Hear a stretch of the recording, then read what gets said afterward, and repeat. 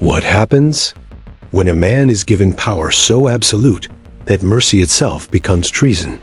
When an empire that conquered the world is conquered instead by madness. The Roman Empire, cradle of civilization, glory and law, also birthed rulers whose reigns blurred the line between governance and pure horror. They didn't just command armies, they commanded pain. They turned execution into entertainment and cruelty into art. From Nero's burning gardens to Caligula's laughter echoing over death, to Domitian's silent chambers, and Commodus turning the Colosseum into his personal playground. This is the story of how power lost its soul, and Rome paid the price in blood. To the people of Rome, Emperor Nero was a god of spectacle, a musician, an actor, a performer. But beneath the applause lay a darkness deeper than the ashes that would soon cover his city. In 64 CE, Rome burned. 9 days of flames consumed its heart. 3 districts turned to dust, 7 left in ruins. And as the city screamed, rumors whispered that the fire was no accident, that Nero himself had ordered it to clear the way for his grand dream, the Golden House.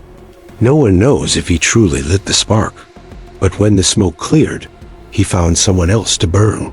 He blamed the Christians, a small, already hated sect, and turned their suffering into his greatest show.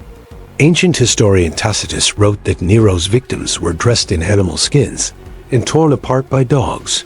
Others were crucified, or coated in pitch and set ablaze, becoming living torches to light his gardens at night. Imagine it, the emperor walking among flames, the laughter of Rome's elite mixing with screams of agony as fire danced on human flesh.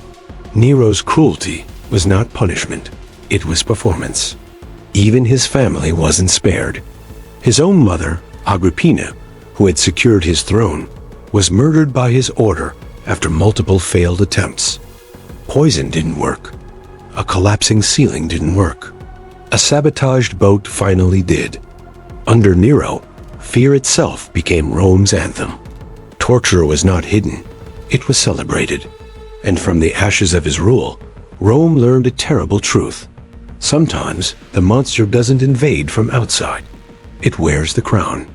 They called him Caligula, the little boots, but history remembers him as something else entirely, the man who made laughter lethal. When Caligula took power in 37 CE, Rome rejoiced. A new emperor, young, charming, full of promise. But that smile soon twisted into madness. He turned the empire into a theater of humiliation. Senators became his jesters. Trials became jokes. Executions became applause lines. The historian Suetonius claimed Caligula once said, "Let them hate me, so long as they fear me." And he lived by it. He mocked senators to their faces, and sometimes, while dining with them, he'd casually order one to be executed. The others had to finish their meal as blood was mopped from the floor. During the gladiatorial games, when the action bored him, he'd have random citizens thrown into the arena just to watch them die. And he laughed. He always laughed. Even noble women were not safe. He'd summon the wives of Rome's most powerful men, violate them, then humiliate their husbands in public. Under Caligula, laughter stopped being a sound of joy. It became a warning, a sound that meant someone's end was near. 4 years. That's all it took for Rome to grow tired of the joke. His own guard struck him down, ending the reign of an emperor who proved that when cruelty becomes comedy, the empire itself becomes the punchline. If Nero's cruelty burned in the open, and Caligula's mocked in laughter, Domitian's reigned in silence. From 81 to 96 CE, Emperor Domitian ruled not with spectacle, but with suffocating control. There were no cheers, no flames, no laughter, only whispers. He revived treason laws majestas, turning even a glance, a word, a pause into a possible death sentence. Under Domitian, no one was safe.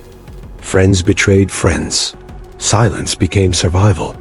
He built palaces that glistened with marble and gold, but inside, they were tombs of fear. Behind closed doors, interrogations unfolded. Torture wasn't reserved for slaves anymore. Even senators felt the lash. Informers thrived, truth died, and Rome's greatest virtue speech was strangled. Pliny the Younger later wrote, "No man dared to speak his thoughts." Domitian even demanded to be addressed as Lord and God. He didn't just want obedience, he wanted worship. When he finally fell stabbed in his own palace, Rome didn't mourn. It exhaled. The Senate erased his name, destroyed his statues, and passed the ultimate Roman punishment, damnatio memoria, the condemnation of memory. But his lesson remained. Not all cruelty screams. Some cruelty whispers, until you forget what silence is supposed to mean.